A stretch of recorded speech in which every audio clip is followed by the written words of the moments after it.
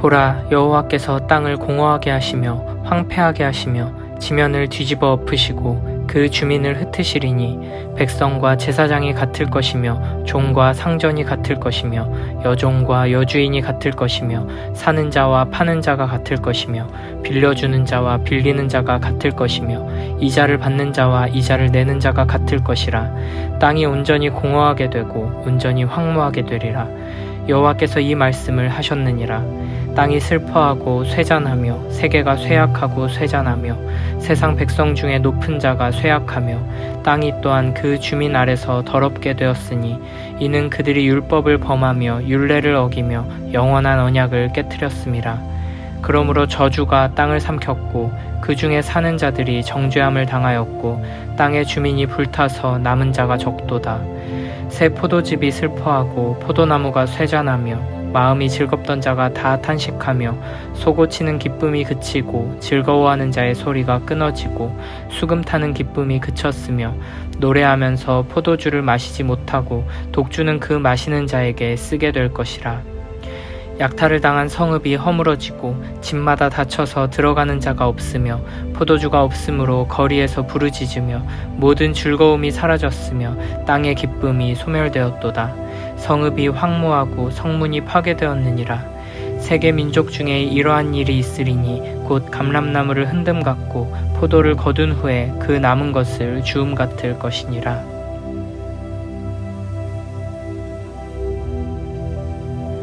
1장부터 12장까지 이스라엘에 대한 예언의 말씀을 주셨고 13장부터 23장까지는 이스라엘 주변 이방 나라들을 향한 예언의 말씀을 주셨습니다.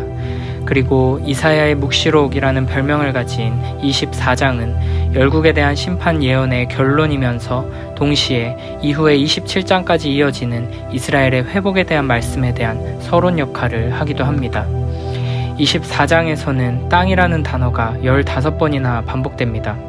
하나님의 백성인 이스라엘과 주변 모든 이방 나라들이 하나님 앞에서 불신앙과 불순종으로 범죄하여 하나님의 심판을 받게 되었으므로 이제는 온 세상을 향해 이 땅을 향해 심판의 말씀을 선언하시는 것입니다.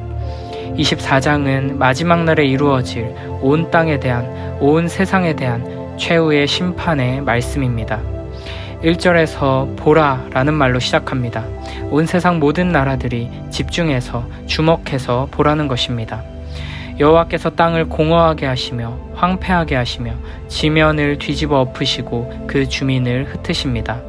하나님께서 땅을 공허하게 하신다는 표현은 창세기 1장 2절을 생각나게 합니다. 하나님께서 태초에 천지를 창조하시기 전에 이 세상은 혼돈하고 공허한 상태였습니다. 아무런 질서도 없고 아무것도 채워지지 않은, 아무런 의미가 없는 무였습니다.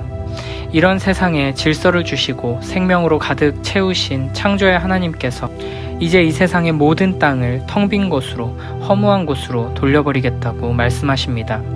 이 세상에서 아무리 크고 강하고 높이 올라도 결국에는 땅일 뿐이고 이 땅은 결국에는 하나님의 심판으로 인해 아무것도 아닌 것이 될 뿐이라는 것을 기억해야 합니다.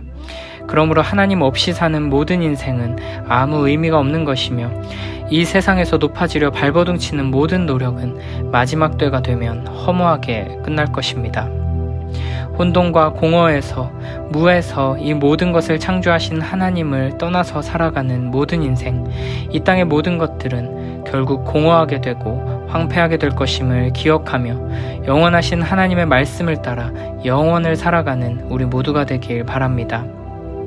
2절 3절에서는 백성과 제사장, 종과 상전, 여종과 여주인, 사는 자와 파는 자, 빌려주는 자와 빌리는 자, 이자를 받는 자와 이자를 내는 자가 다 같아질 것이라고 말씀하십니다.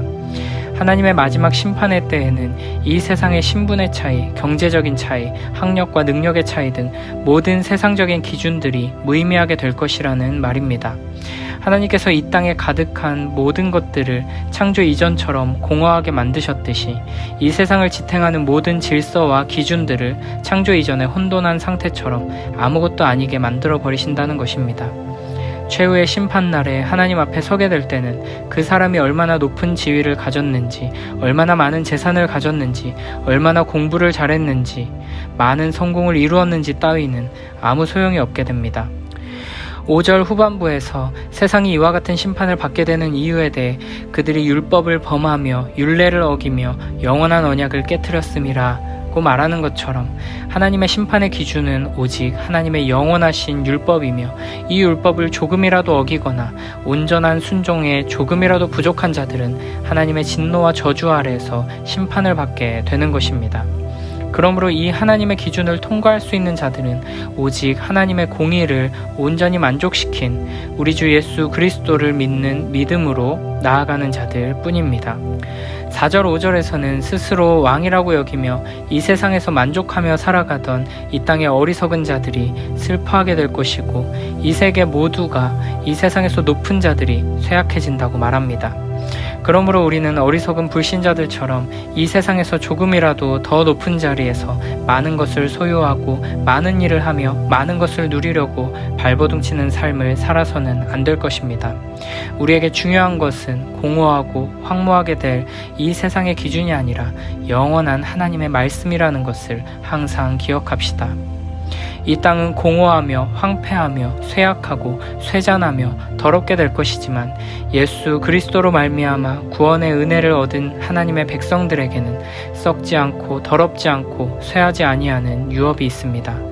그러므로 우리는 이 땅을 차지하려고 이 땅에서 위로와 만족을 얻으려고 애쓰지 말고 우리에게 주신 영원한 하나님 나라를 굳게 붙들고 산 소망 안에서 참된 위로와 무한한 만족을 누리며 살아가기 위해 애써야 할 것입니다. 6절에서는 저주가 땅을 삼켰고 그 중에 사는 자들이 정죄함을 당하였고 땅의 주민이 불탔다고 말합니다. 그런데 마지막에 남은 자가 적도다 라고 말씀하십니다. 심판이 얼마나 무섭고 철저한지 보여주는 동시에 이 마지막 심판의 날에도 역시나 남은 자가 있다는 것을 알려주십니다. 13절에서도 세계 민족 중에 이러한 일이 있으리니 곧 감람나무를 흔듦 같고 포도를 거둔 후에 그 남은 것을 주움 같을 것이니라 라고 말합니다. 최후의 심판으로 모든 것이 멸망하고 끝나버리는 것이 아니라 하나님의 구원 계획이 완성되는 것을 기뻐하며 즐거워하는 남은 자들이 있다는 것입니다. 이 땅의 모든 것들이 공허하게 되고 황폐하게 되는 무서운 심판의 날에도 예수 그리스도 안에 있는 하나님의 백성들은 썩지 않고 더럽지 않고 쇠하지 않는 하나님 나라에 쌓아둔 것들은 남게 될 것입니다.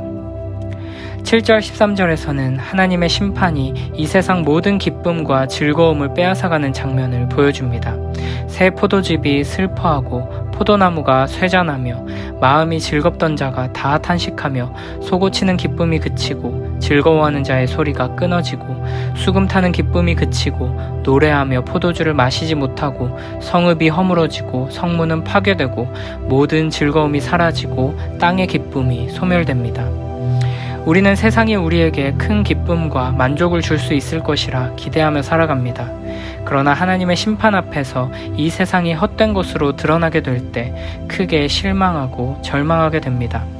우리는 이 세상의 즐거움이 잠시 동안은 위로와 만족을 주는 것처럼 보일지 모르지만 결국에는 우리의 갈증을 채워주지 못하는 것이며 허무한 것임을 기억해야 합니다. 영원하신 하나님 안에서 하나님을 통해서 얻는 기쁨만이 참된 기쁨이며 영원한 기쁨입니다. 물론 이 세상 술과 음악, 오락과 문화, 스포츠 등에서 기쁨과 즐거움을 느끼는 것 자체가 죄는 아닙니다. 그러나 이 세상을 통해 얻는 기쁨은 참된 기쁨이 아니며 영원한 것이 아님을 항상 기억해야 합니다. 이 세상 온갖 좋은 것들을 통해 누리는 기쁨보다 하나님의 말씀을 통해 하나님과 동행하며 하나님의 말씀에 순종하는 삶을 누리는 영원한 기쁨, 참된 기쁨이 얼마나 달콤한지를 경험하며 살아가는 우리 모두가 되길 바랍니다.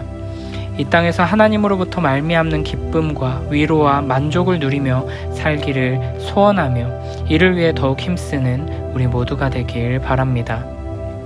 우리는 이 세상에 마지막이 있음을 기억하며 그 마지막 날에 각자가 심판하시는 하나님 앞에 서게 될 것임을 생각하며 살아가야 합니다. 이 세상에는 시작이 있고 끝이 있습니다. 하나님께서 창조하셨고 지금도 섭리하시며 모든 역사를 주관하고 계시고 하나님의 때에 모든 것을 심판하시는 마지막 날이 올 것입니다. 우리의 오늘 하루의 삶이 하나님의 심판 앞에서 허무하게 무너질 이 세상에 속한 삶이 아니라 심판의 날에도 영원히 남을 하나님 나라에 속한 삶이 되길 바랍니다.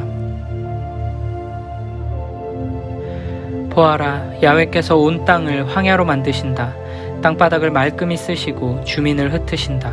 서민도 사제도 종도 상전도 똑같다. 하녀도 주부도 파는 이도 사는 이도 똑같다. 빌리는 이도 빌려주는 이도 빚준 이도 빚 얻은 이도 똑같다. 온 땅을 말끔히 쓸어 가시어 남은 것은 돌더미뿐이리라. 야훼께서 이렇게 선고하셨다. 산천은 메마르고 세상은 파리해지니 하늘도 땅과 함께 슬퍼한다. 주민의 발에 밟혀 땅은 더러워졌다. 그들이 법을 어기고 명을 거슬러 영원한 계약을 깨뜨렸기 때문이다. 그리하여 온 땅은 저주를 받고 주민은 처형된다. 세상의 주민은 거의 다 불에 타 죽는다. 술은 마르고 포도덩굴은 시든다.